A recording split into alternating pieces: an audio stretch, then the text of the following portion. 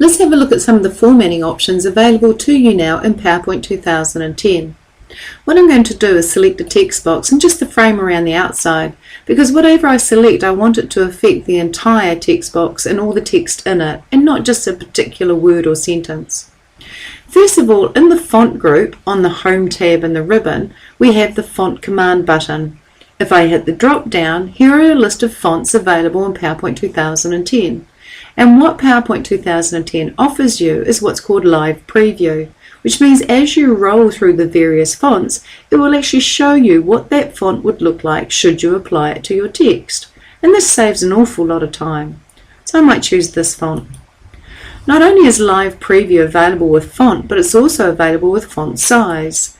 As I roll through the various font sizes, it shows me what they will do to my text.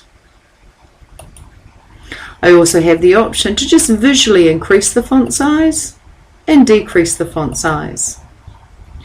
Most of us are familiar with bold, italic and underline, but now we also have shadow.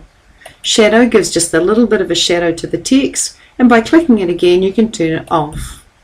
We also have strike through if you want to convey that that text is to be struck off, and I can turn it off as well. We also have character spacing. If I hit the drop down, I can choose very tight, tight, loose and very loose, or even stipulate my own spacing using the small spacing option. I can change the case to completely be uppercase, lowercase, just a sentence case, which is a capital at the beginning of each sentence, or capitalize each word, also known as title case. And notice as I roll up and down, I'm getting Live Preview for both the change case and the character spacing buttons. I also have the font color, which as I roll over the various font colors, it shows me using Live Preview what would happen to my text if I chose it.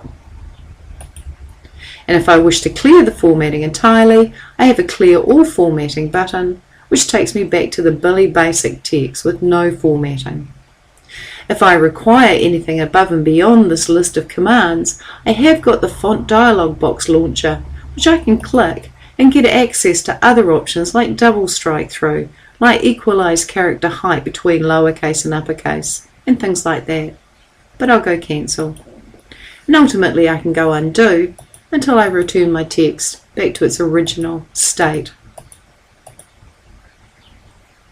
Now in the paragraph group, you've got the ability to apply bullets, and you can hit the drop down and choose what style of bullet, or you can go into bullets and numbering and customize it further. You also have numbering, and again just choose the style of numbering you'd like, and you get intelligent numbering added to your text. And I can turn it off as well. You also have center, left and justify. You also have the ability to switch it into 2 columns, or 3 columns, or as many columns as you like. You can also change the text direction so that it's rotated.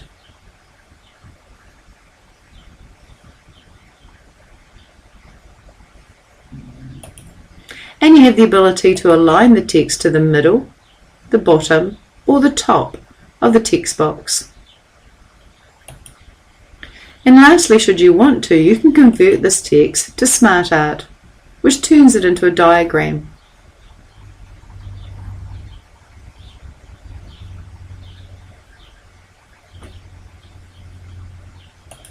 So there are many options available to you on the Home tab, in the Font group and in the Paragraph group. And lastly, with regards to paragraphs, if you wanted something that wasn't immediately apparent in the Paragraph group, you would click the Paragraph Dialog Box Launcher and you would select it in here.